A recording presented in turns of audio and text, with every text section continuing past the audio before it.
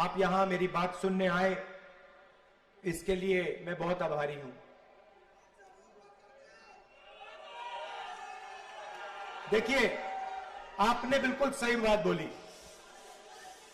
राजनीति में भारत जोड़ो यात्रा से पहले मोहब्बत शब्द का प्रयोग कोई नहीं करता था। सही बात है ना? तो भारत जोड़ो यात्रा का लक्ष्य यही था, ये देश जो है ये नफरत का नहीं है, ये मोहब्बत का देश है। और नरेंद्र मोदी ने, आरएसएस ने, कट्टरपंथियों ने पूरे देश में नफरत फैला दी। तो सबसे पहले बात समझने की यह है कि सबसे पहली लड़ाई नफरत के साथ लड़ाई है। इसीलिए हमने भारत जोड़ो यात्रा में बहुत सुंदर नारा दिया, नफरत के बाजार में मोहब्बत की दुकान खोलनी है। और भारत जोड़ो यात्रा ने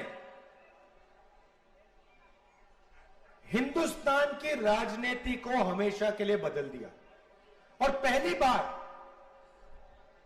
जो पहले गांधी जी के समय मोहब्बत एक राजनीतिक शब्द हुआ करता था, उसको फिर से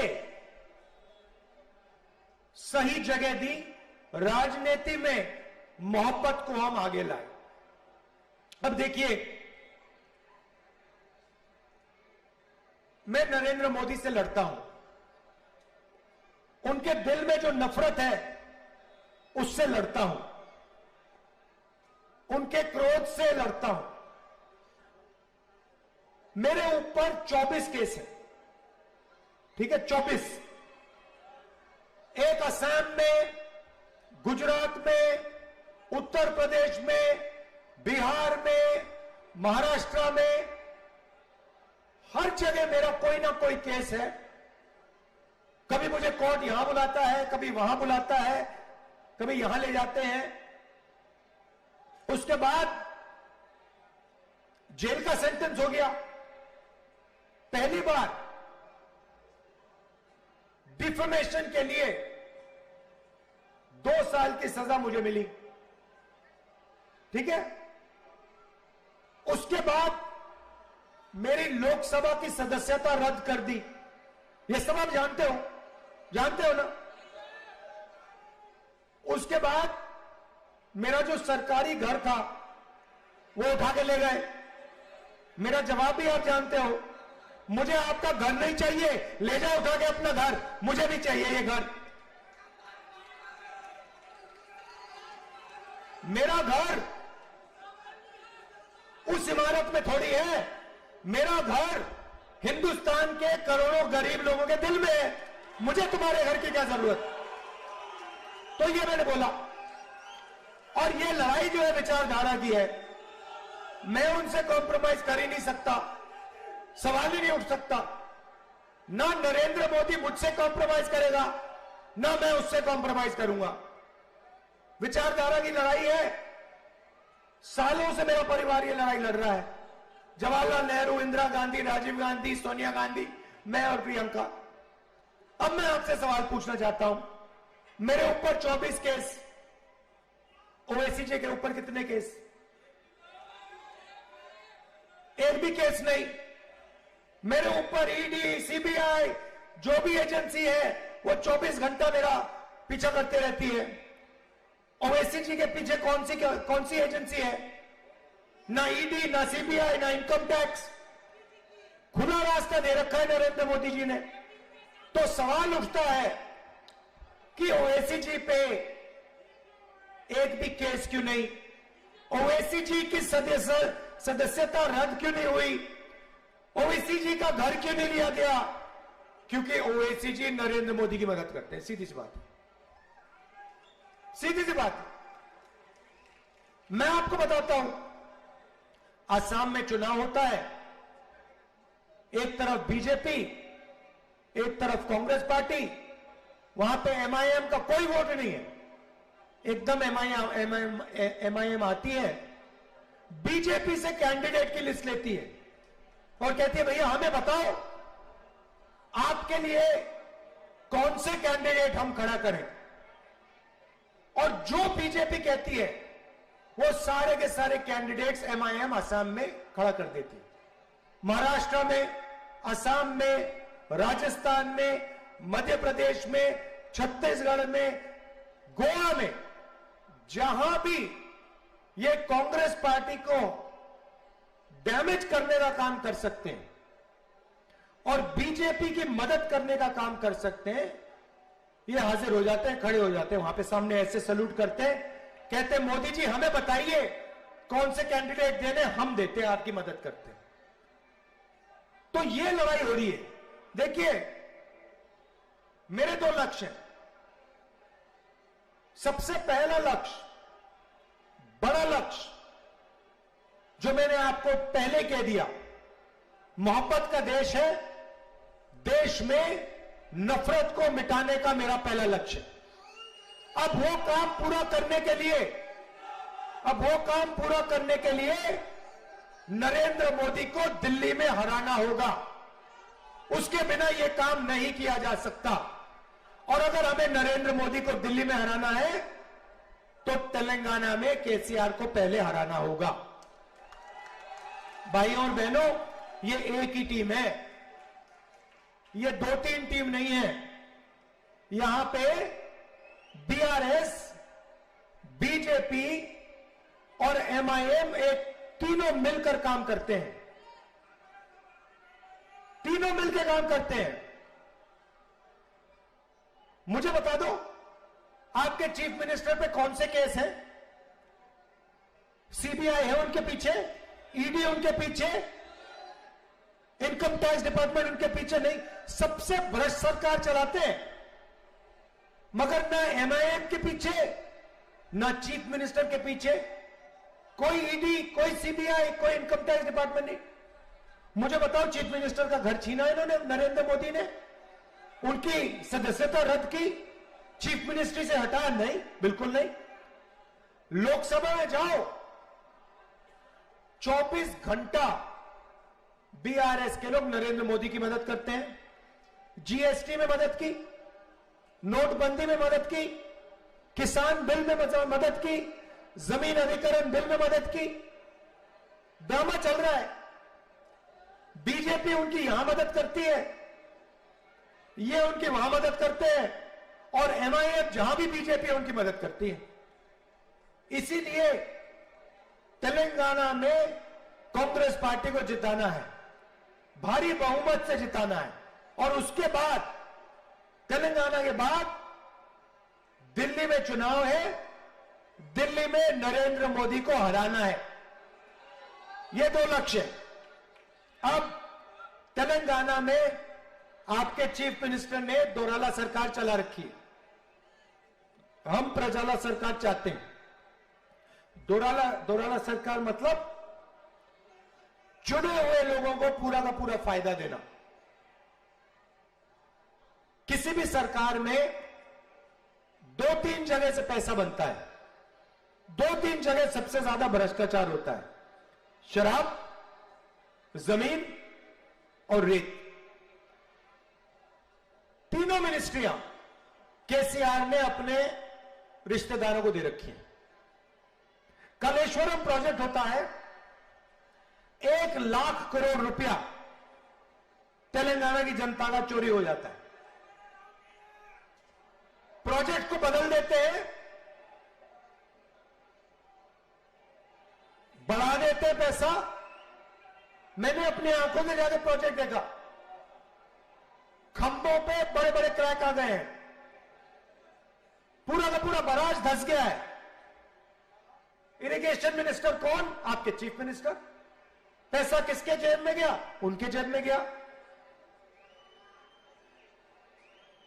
एक ही काम करते हैं, तेलंगाना की जनता से पैसा लूटते हैं।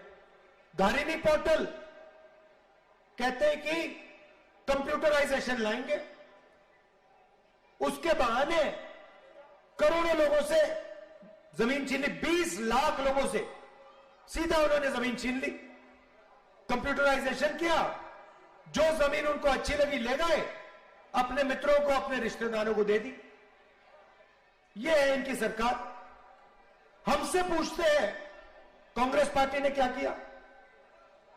केसीआर जी, जिस यूनिवर्सिटी में आप पढ़े, जिस कॉलेज में आप पढ़े, वो कांग्रेस पार्टी ने बनाया था। जिन सड़कों पे आप चलते हो, वो कांग्रेस पार्टी ने बनाया। मेट्रो पे तो आप जाते नहीं हो, आप सिर्फ हवाई जहाज पे उड़ते हो, ऑटो में, मेट्रो में जाते नहीं हो। जिस मेट्रो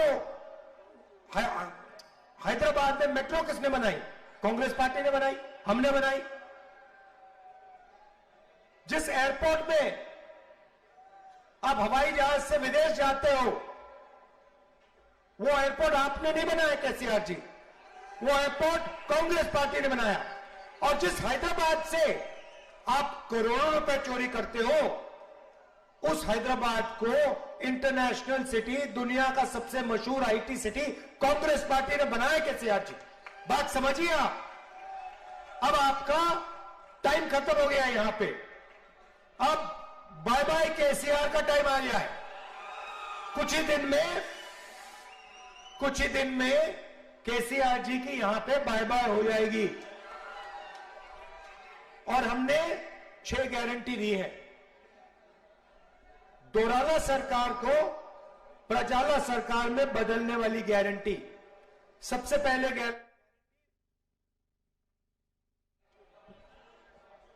पहले गारंटी महिलाओं के लिए 2,500 रुपए हर महीने हर महिला के बैंक अकाउंट में कांग्रेस पार्टी डालेगी। उसके बाद गैस सिलेंडर कितने का है? 1200, 500 रुपए का आपका गैस सिलेंडर हो जाएगा।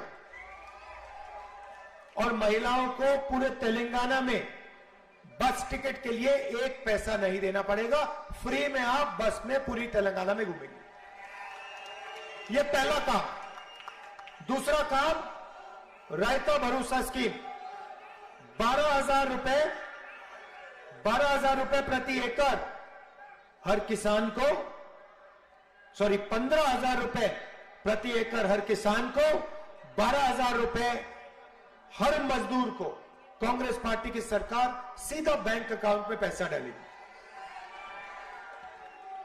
मुफ्त में किसानों को बिजली और 24 घंटे बिजली। तीसरा वायदा, इंदिरा अम्मा इंड्लू स्कीम।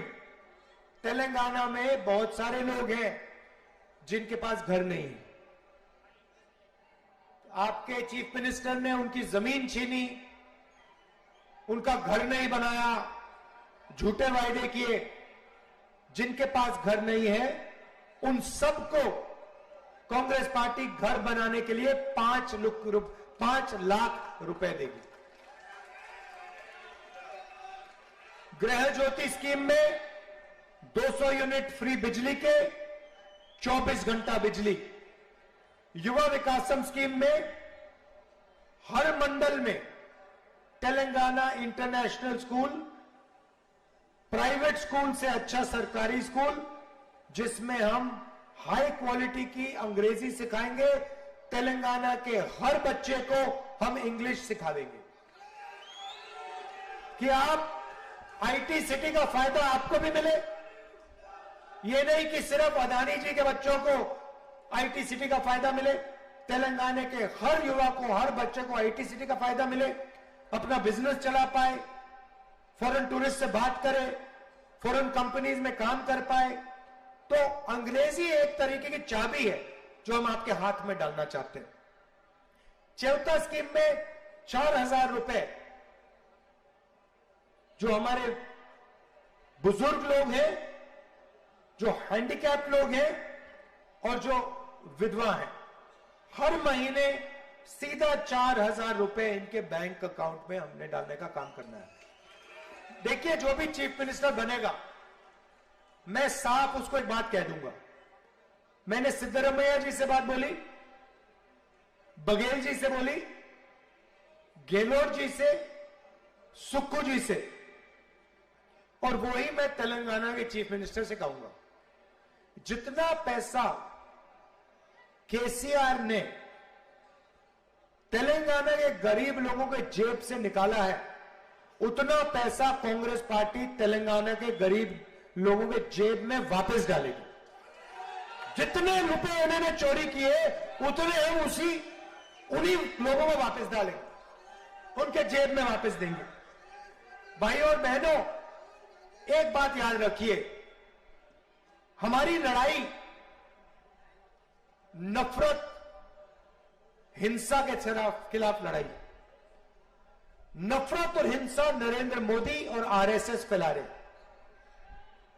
ये लोग जो हैं, चाहे वो एमआईएम हो, चाहे वो केसीआर हो, ये बीजेपी की मदद करते हैं, देश में नफरत फैलाने लोगों की मदद करते हैं।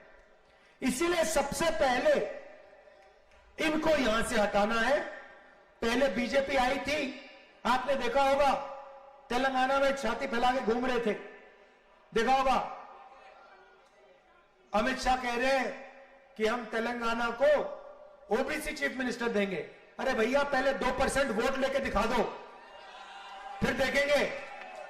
तो हमने इनकी गैस निकाल दी हवा में, हवा निकाल दी पूरी, चारों टायर इनके पंचर कर दिए, फाड़ के फेंक दिए। अब लड़ाई बीआरएस के साथ है। अब पूरी मदद बीआरएस की एमआईएम और बीजेपी कर रही। तो ये तीनों एक साथ मिले हुए हैं। कांग्रेस पार्टी को जिताइए, भारी बहुमत से यहां हमें जिताइए, सारे के सारे कैंडिडेट्स को जिताइए। दिल से आपका मैं धन्यवाद करता हूं। नमस्कार, जय हिंद, जय तेलंगाना।